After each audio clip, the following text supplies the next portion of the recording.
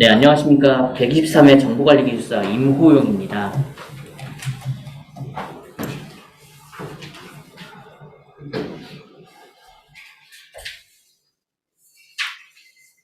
네, 저는 1교시에 8번, 9번, 10번, 그리고 11, 12, 13번 이렇게 출제를 했습니다. 좀 문제가 많이 어려우셨을 것 같아요. 근데 이제 매년 초마다 이제 기술사 시험 보는 것들이 생각보다 조금씩은 어렵습니다. 그래서 그 부분을 실제로 선정해서 출제를 했습니다. 네, 8번 데이터 거버넌스인데요. 요즘에 뭐 마이 데이터다 해가지고 데이터 품질을 되게 많이 언급을 하고 있습니다. 그런 데이터 품질을 관리하기 위한 체계를 아시고 계시는지 그런 부분들을 점검하고자 출제를 했습니다. 그래서 데이터 거버넌스는 이제 책임감, 일관성, 적응성 이런 것들의 관점으로 인해서 이제 데이터의 이제 품질, 정책, 프로세스 이런 부분들을 다루는 종합적인 체계라고 보시면 되겠습니다. 그래서 이런 데이터 거버넌스의 구성이 어떻게 되어 있고 구성 요소가 있는 것들이 있는데 생각보다 이게 제가 찾아보니까 정보가 좀 많이 있었습니다. 그 중에 하나가 저희가 맨날 공부하던 것 중에 이제 토가큐라는 것들이 나오기도 하고 조직, 오거나이제이션, 프로세스, 관리 시스템 그리고 이걸 수행할 수 있는 인력 이런 수립 관점으로 4가지가 나오고 이 밑에 관점 밑에 구성 요소가 생각보다 많이 나왔었습니다. 이런 부분들 써주시면 되시는데 데이터 거버넌스다 보니까 이 데이터를 이제 하기 위한 체계잖아요. 그러다 보니까 여기에 데이터 아키텍트라는 말이 언급이 자주가 됩니다. 데이터 아키텍트, 아키텍처 이런 부분들이 많이 이제 표현이 되는데 이런 데이터 거버넌스랑 데이터 아키텍트를 잘못하면은 혼용해서 사용을 할 수가 있게 됩니다.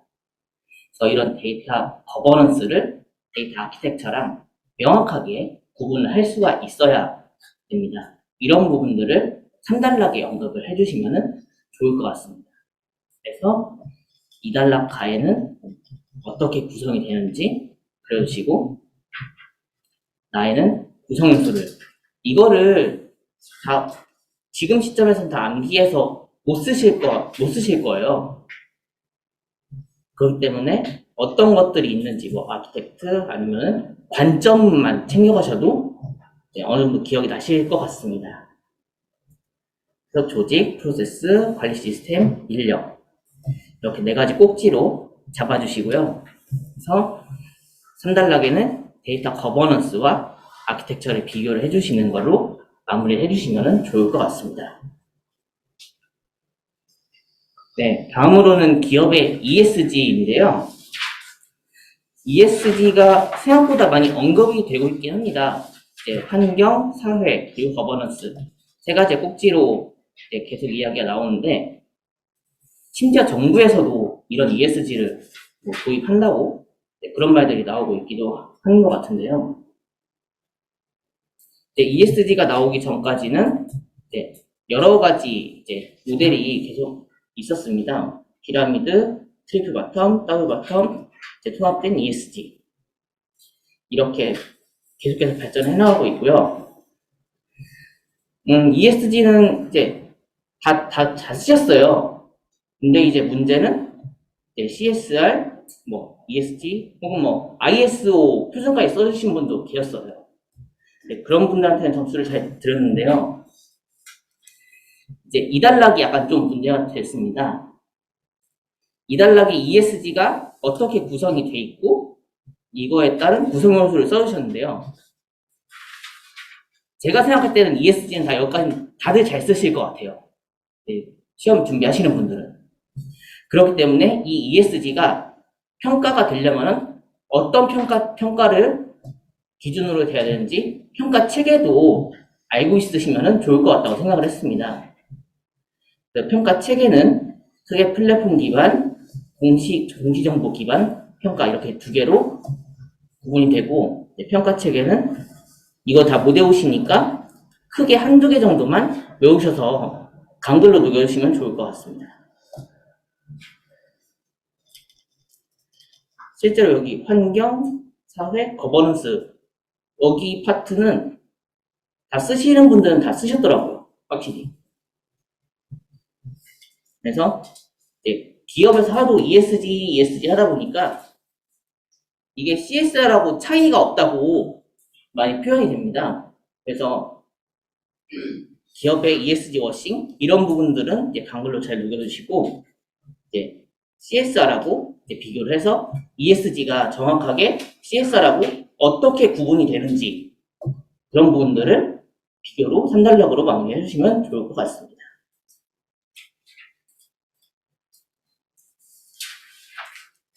네, 다음으로는 쉐쇼크인데요. 이거 쓰신 분 중에 이제 보안이라고 생각 못 하시고 쓰신 분이 계신 것 같아요. 한 분 정도 계신 것 같고, 그리고 2교시에 로그4j 취약점이 있었는데, 그거를 쓰신 분은 계셨어요. 근데 쉐쇼크는 뭐 2014년 뭐 이쯤에 나온 거고, 로그4j는 2021년 작년 12월 달에 세웠죠. 그런 부분들을 명확하게 구분을 해주셨으면 좋겠습니다. 그래서 삽입된 명령어가 실행이 되는 거고, 이제 검증을 하지 않기 때문에 이제 바로 실행이 되는 거거든요. 이런 부분들이 이제 로그4j랑 많이 헷갈리셨을 것 같아요.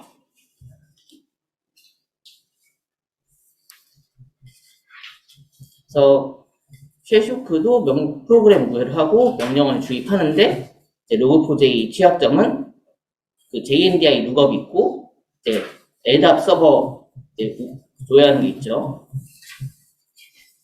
쉐쇼크는 이제 대부분 이제 HTTP 리퀘스트를 가다 보니까 이제 HTTP로 이제 공격이 들어가야 되는데 대부분 이제 헤더를 변조한다고 하네요. 그래서 헤더를 생성하고 변조된 HTTP로 요청을 하고 서버 리스폰스를 수신하고 그 사이에 이제 CGI 서버는 이 무단으로 변경된 HTTP를 통해서 CGI를 실행하고 HTTP 헤더에 대해서 명령어를 입력을 하고 이런 명령어 입력된 거에 대해서 배시 실행을 해가지고 이제 결과가 리턴이 되는 거죠.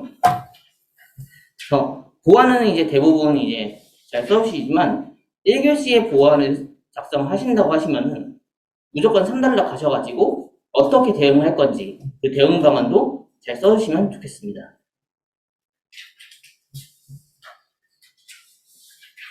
네, 다음으로 스마트홈인데요. 스마트홈이 어떻게 보면은 좀 고전 토픽이긴 할 수가 있을 것 같아요. 뭐 유비쿼터스 홈 뭐 이렇게 있는데 그 작년에 스마트 월패드 사건이 터졌잖아요. 그 사건이 터진 겸 해서 이제 스마트 홈에 대해서 이제 숙지하고 계신지 그 부분을 점검하기 위해서 출제를 했습니다. 그래서 네트워크랑 이제 흔히 말하는 ICBAM 이거의 융합을 통해 가지고 똑똑한 지능형 홈인 스마트 홈으로 발전됐다고 표현을 했고, 네, 홈 네트워킹 기술이라고 했지만 서비스, 그러니까 단어 끝나는 게 서비스 이런 것도 제가 맞다고 표현을 했습니다. 그래서 1교시 정의를 쓰실 때 가장 끝나는 정의가 그 단어가 가장 중요해요. 그래서 이런 부분 단어가 끝에 끝나는 단어가 약간 조금 생각이 잘 안 나신다 하시면은 뭐 대부분 기술이라고 하면은 다 맞을 것 같습니다. 그래서 스마트 홈은 이제 유선, 무선을 나눠가지고 이제 구분이 되고 그 스마트 홈 작성을 하실 때 딱 그 집으로만 이제 생각을 하시고 써주신 분들이 대다수인데요. 스마트 홈을 외부에서 이제 원격으로 접속을 하고 제어를 하려면은 외부 인터넷망을 통해서 들어가잖아요. 그렇기 때문에 외부 공용망이 있어야 되고 스마트 홈이 있고 이 스마트 홈을 제어할 수 있는 백엔드 서비스, 혹은 아파트 분해 단지 서버, 이런 것들이 같이 들어가서 해야 됩니다. 그래서 이거를 전체적으로 큰 그림으로 그려주시는 게 점수 획득에 더 좋을 것 같습니다. 그래서 여기 스마트홈 같은 경우는 외부에서 모바일 핸드폰으로 보고 원격 제어를 하고, 게이트웨이에서 유선 POE 혹시 토픽 다 이제 숙지를 하고 계신지 모르겠습니다만, 이제 초인종 누르거나 벨을 누를 때 전력이 없이 그냥 랜선만 꽂혀 있더라고요. 그래서 이런 부분도 네트워크, 유선으로 들어가는 기술들, 이런 부분도 이제 키워드 이제 아는 것 다 동원해서 써주시면 좋습니다. 그리고 여기 웰패드 있죠? 그리고 와이파이, IoT, 블루투스, 지그비도 써주신 분들이 계시더라고요. 네, 그런 키워드를 이제 계속해서 살려주시는 게 좋습니다. 그리고 이 뒤에는 클라우드 혹은 스위치, 파이어월, 이런 보안적인 측면도 같이 언급해 주시면 좋습니다. 그래서 이런 그룹핑된 공용망, 스마트홈, 백엔드 서비스를 이제 구분에 잘 넣어주시고, 기술 요소도 잘 넣어주시면 좋을 것 같습니다. 답안지 쓰실 때 여기 이렇게 그룹핑된 부분들 있잖아요. 이렇게 그룹핑된 부분들이 있는데 여기랑 매치를 잘 안 되시는 분들이 좀 계시더라고요. 그래서 이런 부분들은 매치가 잘 될 수 있게 그룹핑 좀 잘 부탁드릴게요. 그리고 이제 간글로 이제 3단락에 연결을 시켰습니다. 이제 스마트 월패드 보안 사고를 염두에 두고서 이제 작성을 한 건데요. 스마트 월패드 해킹 사건에 따른 민감 정보 유출, 해킹, 이런 부분들이 주요 사항이 있기 때문에 어떻게 대응을 할 건지 이 3단락을 마무리를 했습니다. 네, 다음으로 CSMA CD랑 CSMA CA인데요. 네트워크 기본 토픽인데요. 이거를 쓰신 분들이 좀 많이 혼동돼서 쓰였어요. 반대로 쓰였어요. CSMA CD는 유선, CSMA CA는 무선인데 이거 자체를 바꿔 쓰신 거예요. CD를 무선, CA를 유선으로. 근데 이게 네트워크 기본 토픽이다 보니까 오래 공부하신 분들은 되게 잘 쓰실 거거든요. 근데 이거를 바꿔서 쓰시면은 이건 점수 무조건 안 나올 겁니다. 그래서 이거 쓰실 때는 좀 조심해서 써주시는 게 좋습니다. 그래서 똑같이 이제 데이터 링크 2계층이 있는데 CSMA CD는 유선, CSMA CA는 무선으로 비교를 해주시면 좋고요. 1교시형에서 비교를 쓰실 때 이제 어떠고 나 어떠고 쪼개서 써주시는데요. 1교시형에서 그냥 비교 문제다 싶으면은 2단락에는 그냥 통으로 비교를 해주시면 좋을 것 같습니다. 동작 과정도 이제 있고요. 관련 표준도 좀 숙지하셔가지고 실제 시험 보실 때 이런 문제가 나왔다 그러면 표준 넘버링도 잘 써주시면은 득점하시는데 도움이 될 것 같습니다. 그리고 이런 부분 항목들도 좀 풍부하게 써주시고요. 그리고 퍼시스턴트 이런 부분, 이런 핵심 알고리즘이나 IFS 이런 것들도 언급을 잘 해주시면 좋을 것 같습니다.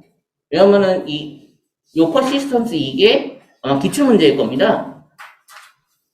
그러다 보니까 이 퍼시스턴트를 통해 가지고 CSMA CD로 넘어와서 비교 설명하라는 문제로 칠 수가 있어요. 처음에 이게 기본 토픽이다 보니까 가능성은 좀 많이 높죠.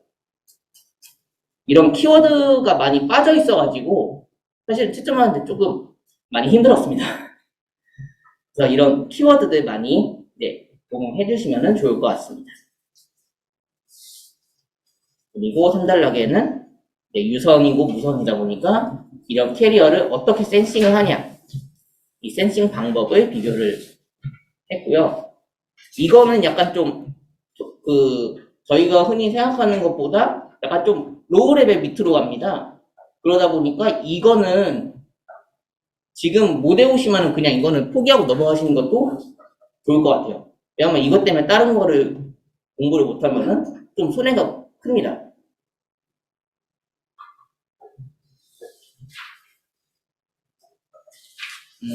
네, 다음으로는 완전 몰입형 가상현실 fully immersive VR인데요. 이거를 쓰시는데 AR을 쓰신 분이 계셨습니다. 근데 가상현실이다 보니까 AR은 좀 맞지는 않을 것 같아요.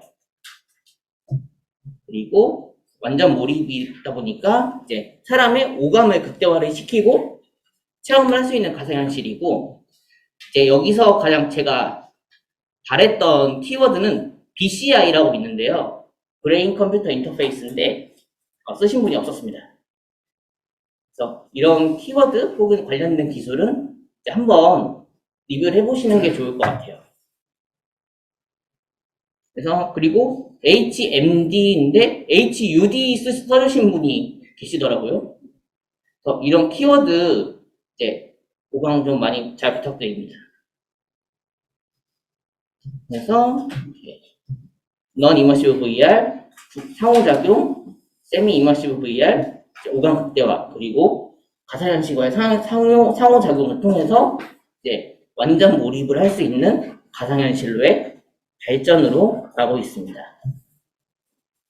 그래서 이제 이런 이제 완전 몰입형 가상현실도 끝날 때는 가상현실 기술이라고 끝나는 게 이제 채점할 때 어떤 채점을 할 때 약간 클린하게 넘어갈 수 있을 것 같아요.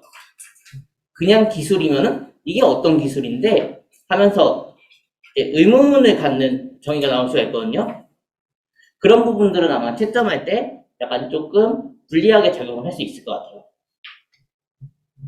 그래서 이런 완전 몰입형 가상현실은 이제 오감이 가상현실과 상호작용을 해야 되는데 이 오감을 표현해 주신 분이 많지는 않았어요. 이 오감, 시각, 청각, 후각, 미각, 촉각 이런 부분들이 이제 BCI를 통해서 이제 가상현실과 어떻게 상호작용을 하는지, 그리고 이런 오감이 내 신체 혹은 BCI니까 두뇌에 연결될 때 어떻게 영향을 주는지 이런 전체적인 그림을 그려주시는 게 좋을 것 같습니다. 그래서 이런 인체 오감 센서, 인터페이스, 하드웨어, 소프트웨어 이런 그룹 된 거를 이제 여기다가 쭉 써주시고 거기에 따른 기술 요소를 쭉 써주시면 좋을 것 같습니다. 그래서 이런 완전 몰입형 가상현실이라고 해도 어쨌든 가상현실이다 보니까 이제 경험을 할 때 발생할 수 있는 이슈를 대해서 3단락으로 작성을 해주시면 좋을 것 같습니다. 네, 이상 1교시 총평을 마치겠습니다.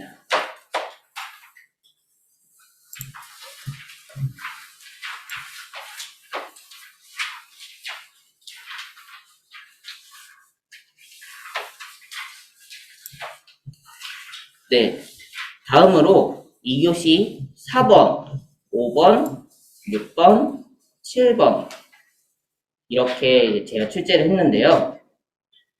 문제가 길다 보니까 이제 이거를 이제 보시고 답안지에 쓰시는데 되게 힘드셨을 것 같아요. 근데 조심해 주셔야 될 게 문제가 길다 보면은 집중력이 떨어져서 답안지를 쓰실 때 약간 누락이 될 수 있는 부분들이 있거든요.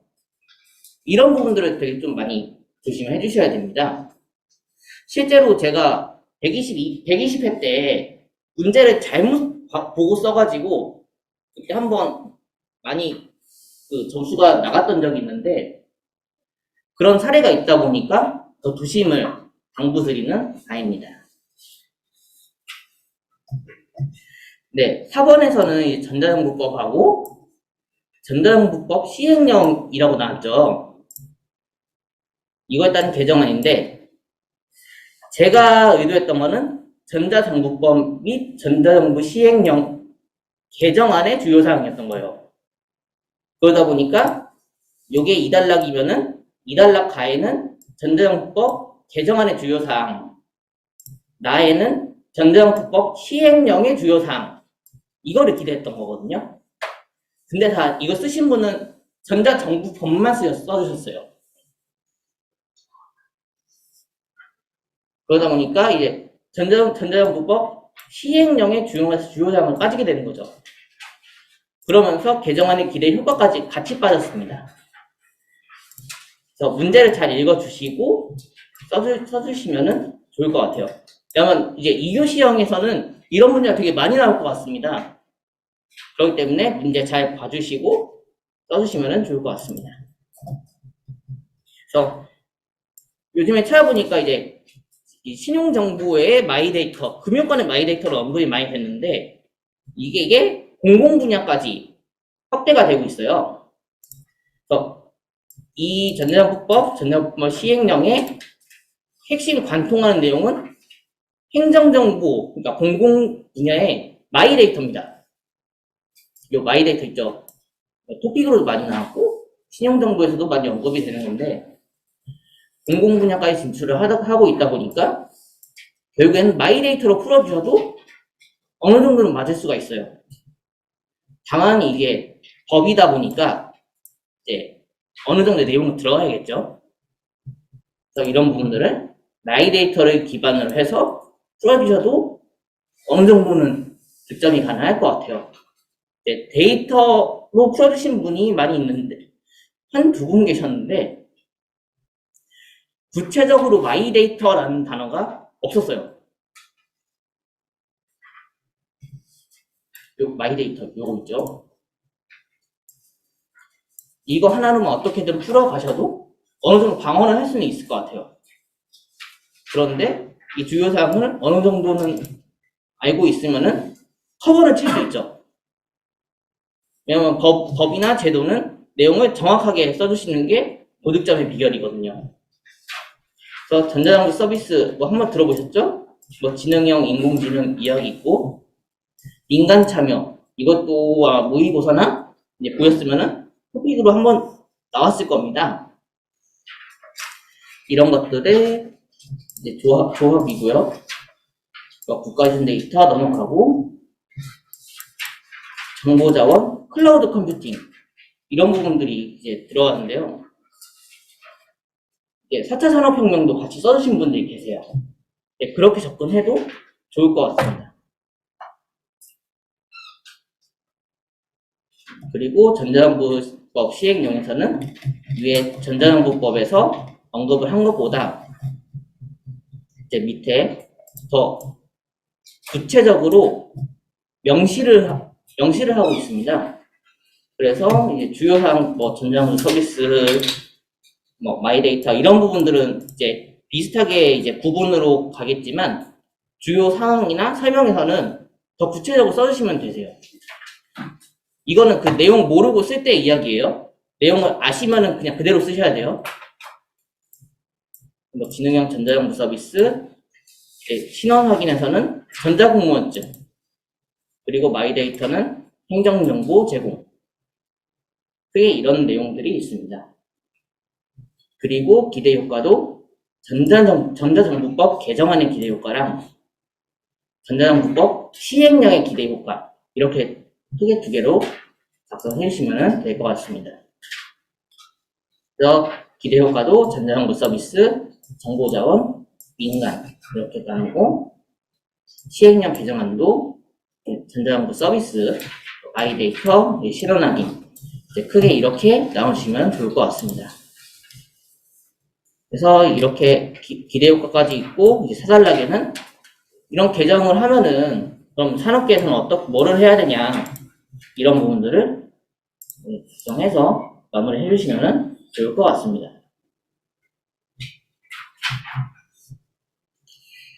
네, 다음으로는 이제 명령어 공격 사례인데요. 이거를 SSRF로 많이들 풀어주신 것 같더라고요. 제가 의도한 거는 로그포즈의 취약점, 로그포쉐를 의도했었습니다. 그래서 SSRF라고 쓰신 분들은 내용은 얼추 맞는데 이름만 확실하게 짚고 넘어가셨으면 좋겠습니다.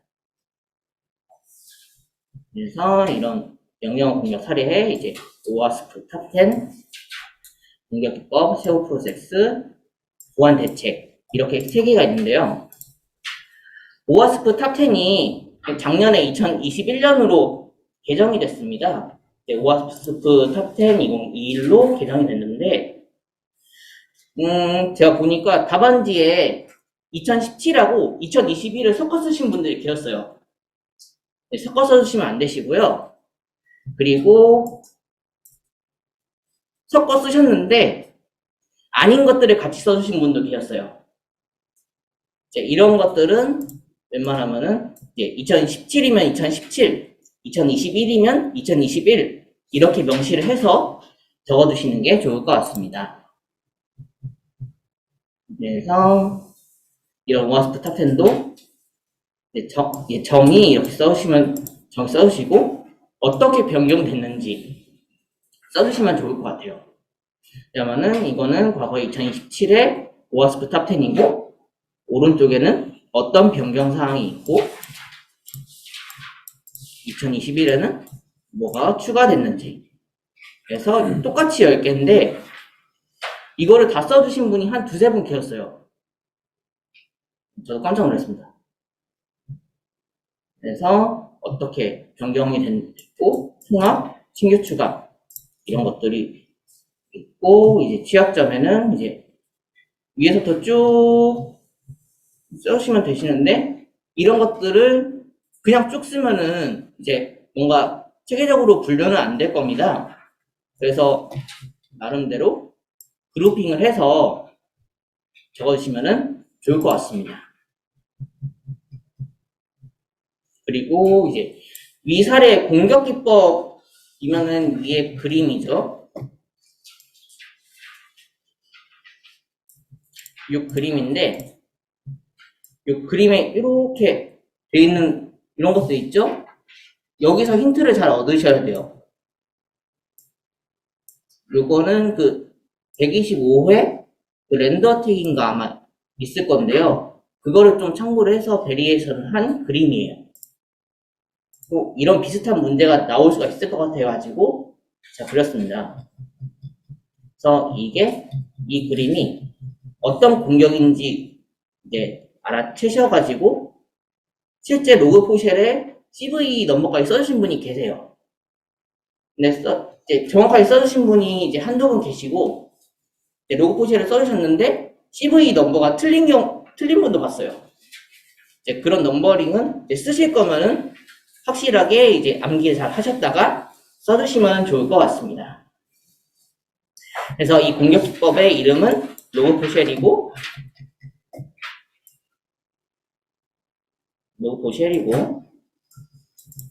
이제 이게 공격 기법의 정의 그리고 특징 그 다음에 공격 프로세스를 도식화를 해준 다음에 세부 프로세스를 풀어주시면 좋을 것 같아요. 물론 실제 답안지 쓰실 때는 시간이 없어서 이렇게 다 못 쓰실 수가 있어요. 그러다 보니까 이제 공격 프로세스 이런 도식화는 안 해주시고 바로 이제 표로 넘어가시면 될 것 같아요. 이 그림은 이해력 증진의 참고 차원에서 그렸습니다. 그래서 이제 LDEP, JNDI 이렇게 되게 잘 써주셨어요. 근데 이제 세부 프로세스 혹은 LDEP 다운로드 바이 다운로드 이런 것들을 되게 많이 언급을 해주셨는데 제가 자바 클래스를 다운로드를 하고 빌드를 해서 원격에 있는 클래스를 빌드를 하고 실행을 한다. 이런 부분들을 더 언급을 해주시면 좋을 것 같습니다.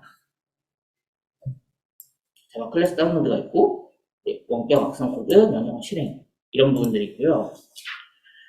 그리고 이제 보안 대책은 사실 보안 대책 이거는 한 페이지를 다른 못 쓸 것 같아요. 저도 그러다 보니까 뭐 이제 최신 버전 업데이트, 뭐 제인대학 이거 뭐 플래시 제거 이런 것들을 이제 되게 잘 써주셨는데 이게 어떻게 그룹이 됐는지 이런 부분들을 같이 묶어보시면 좋을 것 같아요. 왜냐면 이런 이제 대책이나 이런 것도 다 나열을 하는데 이게 어디에 어떤 보안 대책인지 어떤 구분의 보안 대책인지 이렇게 좀 뭔가 체계적으로 작성해 주시면은 똑같은 내용을 쓰는데도 달라 보이거든요. 그래서 이런 부분, 이런 대책도 단순 나열하지 않고 혹은 그림으로 해주셔도 돼요. 그림으로 뭐 관리적, 기술적 뭐 어떤 것들을 뭐 수행을 해야 된다. 이렇게 사달락으로 간단하게 마무리를 해주셔도 좋을 것 같습니다.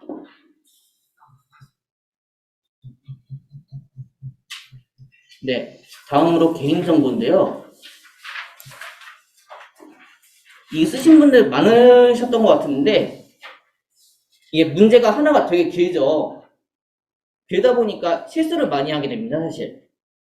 이 실수를 많이 하시게 되시는데 제가 비교 설명이라는 말을 넣었거든요. 근데 이 비교 설명을 못 보시고 개인정보의 안전성 확보 조치 2단락, 3단락에는 개인정보의 기술적, 관리적, 보호 조치 기준, 비교 설명 이렇게 해주셨는데 이런 부분에서 되게 실수를 많이 하시는 거예요. 이거를 하나를 비교 설명하는 거거든요. 그러다 보니까 요 개인정보의 안전성 확보 조치 기준, 기술적, 관리적, 보호 조치 기준 이 비교 설명을 해주셔야 됩니다. 이 문제가 긴 거에 대해서 실수를 하시면 안 돼요. 이게 이제 실제 답안지에 쓰시다가 나 이거 잘 썼어 그랬는데 실제로 목차가 틀려가지고 채점에서 다 빠지는 거예요. 그러면 아무리 잘 써도 실제 채점에서 이제 결과를 보시면은 막 39점 막 이러거든요. 뭐 저희로 따지면 13점이죠. 이런 것들을 되게 조심해 주셔야 돼요. 네, 그리고 네, 개인정보 이제 써주셨는데 개인정보가 이제 개인정보보호법, 정보통신망법, 전자사망법 여기서 다 내용이 다른데요. 관통하는 건 핵심적인 내용은 살아있는 개인입니다. 이거 앞에 써주셔야 돼요. 그냥 개인이 아니라 살아있는, 생존하는 혹은 자연인 이 내용이 들어가줘야 됩니다. 그리고 이제 법인격 단체나 사망자는 개인정보에서 제외가 돼요. 저 그렇게 알고 있습니다.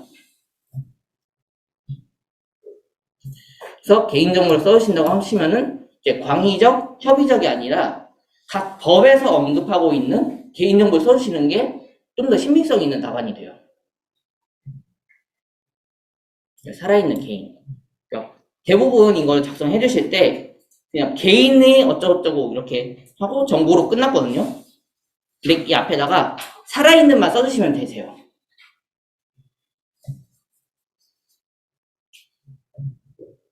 그리고 개인정보 종류에는 인적사항, 신체정보, 정신적, 사회적, 재산적, 기타 정보 이렇게 있는데 이제 여기서 민감 정보가 몇 개가 있어요. 이런 민감 정보랑 이제 일반 개인 정보 이런 것들을 어떻게 구분할 수가 있는지 이런 정보도 구분이 어떻게 되는지 이제 강글에다 더 써주시면 좋을 것 같습니다. 그리고 개인정보의 중요성은 이제 개인정보 유출이 되면은 어떤 피해를 받는다. 그리고 개인정보가 이제 마이데이터 같은 사업이 활성화가 되다 보니까 개인을 식별할 수 있는 범위가 확대가 되고 이제 기업이 계속 보유를 하고 있는 정보가 아니라 적극적으로 활용을 하는 정보로 변하고 있습니다. 그래서 이런 부분들에 대해서 중요성을 써주시면 좋을 것 같고요. 이런 개인정보가 이제 계속 중요해지다 보니까 이런 것들을 이제 보호를 할 수 있고 조치할 수 있는 기준을 저는 이제 의도를 해서 이렇게 문제를 냈는데요. 이런 뭐 행정 법규 조치다 보니까 수행 근거 이런 부분들이 들어가주면 좋을 것 같은데 이거 외우기 쉽지 않습니다. 수행 근거는 이제 넘어간다고 해도 목적에서 이제 개인정보 안전성 확보 조치 기준은 물리적 안전 조치, 이제 기술적, 관리적 및 물리적 안전 조치지만 이 기술적, 관리적 보호 조치의 기준하고의 차이점은 여기 오른쪽에는 물리적이 없어요. 물리적이라는 단어가 없습니다. 그리고 대상자는 개인정보 처리자, 그리고 오른쪽에는 정보통신 서비스 제공자 이렇게 차이가 있고요. 요 둘 다 이제 개인정보보호위원회 이제 소관에 있는 이제 조치 기준인데 오른쪽에 있는 거는 그 정보통신망법에서 넘어온 거로 바뀌었습니다. 그래서 바뀌었고 2020년 그때부터 적용이 되는 걸로 알고 있고요. 그래서 이 둘의 공통점 기준에서 이제 제가 작성을 했는데 공통적으로 되는 것들은 내부관리 계획 수립 혹은 시행에서 내부 의사결정 혹은 개인정보 보호조직 이런 차이점이 있습니다. 이 차이점만 보호하시면 좋을 것 같아요. 접근 통제에서는 비인가 접근 제한, VPN, 모바일 기기 이런 것도 있는데 오른쪽에는 망분리가 나오고 있죠. 이런 차이를 이제 간단하게만 언급해 주시면 될 것 같습니다. 그리고 여기 오른쪽에는 비밀번호 조합도 언급이 되고 있고요. 이런 것들이 좀 많이 같은 접근 통제이지만 조금씩은 내용이 달라요. 그리고 암호화는 DMZ에 저장할 때는 일방향 암호화로 한다.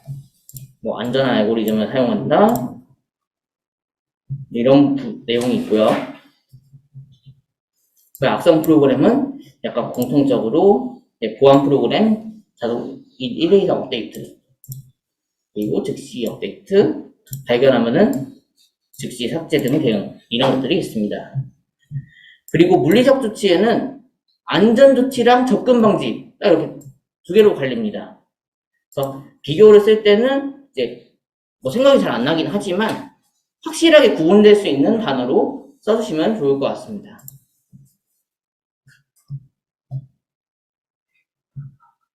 이거를 써주셨는데 많이 써주셨는데 한두 분은 이제 보안 직접 하시는 분이 계신 것 같아요. 접근 통제 이런 부분들을 언급을 해주셔가지고 그런 분들한테는 이제 좋은 점수를 드렸습니다. 그래서 이런 개인정보의 안전성 확보 조치, 개인정보의 기술적, 관리적 보호 조치가 이제 같은 이제 조금씩 내용이 다르고 항목 조항도 다른데 이런 공통적인 내용이 존재를 하다 보니까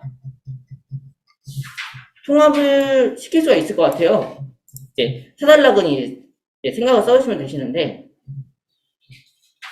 이제 이런 것들은 이제 제가 비교를 할 때 언급하지 않은 나머지 것들이고 오른쪽에 있는 것들은 이제 제가 여기 비교를 할 때 언급하지 않은 것들인데 이런 것들을 다 통합을 해서 하면 어떻겠냐 라고 제안을 하는 걸로 작성을 해봤습니다.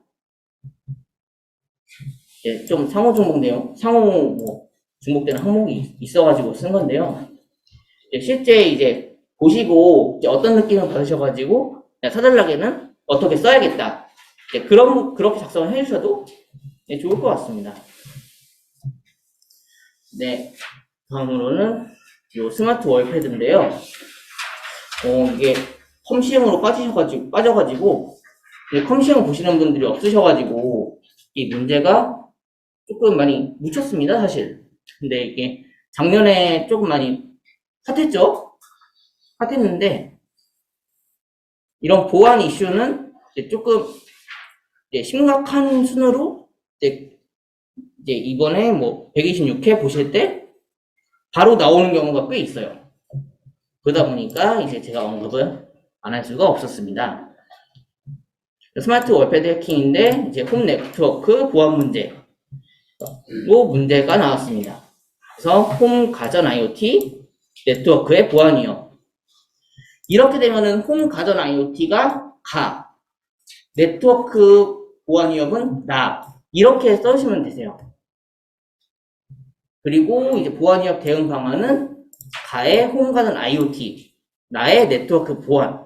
이렇게 써주시면 되십니다. 그래서 게이트웨이 유선 쪽의 취약점, 무선 쪽의 취약점 일단락에 간단하게 해주시고요. 이렇게 빨간색으로 표시를 한 거는 발생할 수 있는 취약한 부분을 언급을 한 겁니다. 이렇게 있고, 보안 위협에는 이제 홈 가전 IoT 그 보안 가이드라고 있는데요. 거기에서 이제 멀티미디어, 생활 가전 제어, 센서 이렇게 있는데 이게 2017년도에 나왔어요. 그러다 보니까 이제 작년에 터진 스마트 월패드랑은 좀 내용이 맞지가 않는 경우가 좀 있어가지고 멀티미디어에는 스마트 월패드 취약점 이제 작년에 터진 것들을 언급을 해주시면서 가시면 좋을 것 같습니다. 그래서 이런 취약점들, 보안 위협, 취약점들이 있고, 네트워크에는 이제 공용망, 그 모바일 쪽에 취약점이 있고, 이제 댁내, 그 집 안에서는 어떤 위협이 있는지, IoT 통신이 암호화가 미적용됐다든지, 와이파이 보안 설정, 그리고 세대 간 망분리, 이런 부분들은 없거든요. 근데 이게 세대 간 망분리는 그 스마트 월패드에서 파생된 문제라서 이런 부분들을 같이 언급을 해주시면 좋습니다. 그래서 예전 내용하고 현재 내용을 같이 섞어서 써주시는 게 좋아요. 그리고 아파트 단지 내에는 이제 취약한 이제 서비스 혹은 불필요한 서비스를 이런 사용할 수 있는 취약점이 위협이 있고, 비인가 IP 혹은 디도스, 트래픽 플러깅 이런 위협들이 있습니다. 그래서 이런 보안 위협을 대응을 어떻게 하냐? 여기 위에서 이제 멀티미디어, 생활가전 제어 이렇게 있었죠. 이 구분을 똑같이 가져다가 멀티미디어, 생활가전, 제어, 센서 이렇게 구분을 잡아주시고 어떻게 대응을 하는지에 대해서 써주시면 돼요. 구분을 어떻게 하지? 구분을 다르게 해야 되나? 이런 거 고민하시지 않고 그냥 써주시면 됩니다. 그래서 멀티미디어에서는 카메라 마이크를 끄고, 생활가전에서는 최신 보안 패치 있으면은 적용을 하고, 제어 부분에서는 인증 메커니즘을 강화를 하고, 그 모바일 앱을 사용을 해서 이제 스마트홈을 제어를 하다 보니까 앱에 보안 코드나 이런 부분들이 이제 하드코딩이 돼가는 경우가 좀 간간히 있어요. 그래서 이 하드코딩을 어쩔 수 없이 해야 되는데 이거를 이제 보호를 하기 위해서는 난독화를 수행을 하면은 어느 정도 보호는 됩니다. 근데 웬만해서는 이런 개발을 할 때 이제 암호화 키나 이런 부분들은 아예 소스 코드에 홈을 안 시키는 게 가장 베스트하죠. 그리고 센서에서는 전송하는 데이터의 암호화 그리고 데이터 무결성 수행 이렇게 대응을 하면 되고, 네트워크 보안 위협에 대한 대응 방안은 이제 똑같이 위에서 이제 공용망, 댁내, 아파트 단지 내 이렇게 3개 잡았던 보안 위협의 꼭지를 그대로 갖고 와서 공용망, 댁내, 아파트 단지 내 이렇게 3개로 나눠서 구분을 잡아주시고, 대응 방안에는 모바일 통신 암호화 그리고 댁내에서는 세대 간 망분리가 잘 안 되고 있긴 해요. 하지만 어떻게 대응할 건지에 대해서 댁내에서는 세대 간 망분리 적용해야 된다고 써주시면 되시고, IoT 통신 암호화, 와이파이 보안 설정 이렇게 써주시면 되실 것 같습니다. 그 와이파이 보안 설정에서 이제 비밀번호를 적용을 한다 이런 부분도 있을 수가 있는데, SSID 브로드캐스팅이라는 것도 있어요. 이제 와이파이 연결할 때 보시면은 이제 목록 이렇게 쭉 나오거든요. 이 SSID 브로드캐스팅 금지를 하면은 이 목록이 안 나와요. 이거를 직접 입력을 해서 연결을 해야 되기 때문에 이런 이제 SSID를 아예 원천적으로 표시가 안 되게 하는 것도 이제 보안 설정 중에 하나라고 보실 수가 있습니다. 그리고 아파트 단지 내에서는 불필요한 서비스를 비활성화, 뭐 SNMP, 텔넷, FTP, 뭐 초기 설정, 초기 운영체제 설치를 하고 그냥 이제 구동을 하면은 돌아갈 수가 있죠. 이런 기본 서비스나 혹은 불필요한 것들을 그냥 다 비활성화 해주시면은 해야 된다고 써주시면 될 것 같습니다. 그리고 비인가 IP 차단, 블랙리스트가 됐건 화이트리스트가 됐건 IP는 차단을 해야 됩니다. 그리고 비정상적으로 어느 집에서 트래픽이 막 과도하게 발생하면은 이 비정상 트래픽에 대해서 탐지를 하고 차단을 할 수가 있어야 되고요. 그리고 어떤 네트워크가 있는지 이제 기본적으로 이제 공격이 들어올 때 네트워크 스캔 먼저 할 건데요. 이런 네트워크 스캔을 이제 탐지를 할 수 있는 것도 그 보안 대응 방안이 될 수 있을 것 같습니다. 네. 그리고 이런 스마트 월패드 해킹 사건이 이제 제가 그 문제 앞에서 이렇게 언급을 했잖아요. 이런 사건에 대해서 법률도 개정을 하고 있습니다. 그래서 사달락에는 이런 보안 문제 대응 현황 해가지고 이렇게 작성을 했습니다. 지능형 홈 네트워크 설비 설치 기술 기준 이런 법이 있는데 기억나시면은 사달락에 써주시면은 좋을 것 같습니다.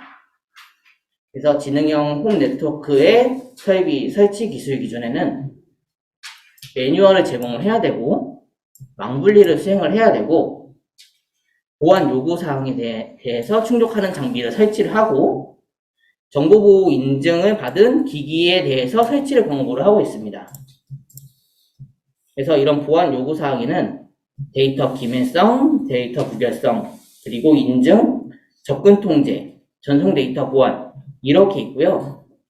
이거에 따른 기대 효과는 홈 네트워크의 보안 강화, 그리고 홈 네트워크의 기기 호환성 강화 이렇게 이제 기대 효과로 들었습니다. 왜냐면 여기서 이제 홈 네트워크 기기 호환성이라고 하면은 이제 요 정보보호 인증 받은 기기를 설치를 권고를 한다고 되어 있는데 이런 인증을 받게 되면은 이제 그 어느 정도의 기기 호환성이 어느 정도 보장이 될 거라고 이제 생각이 됩니다. 그래서 이렇게 작성을 했고요.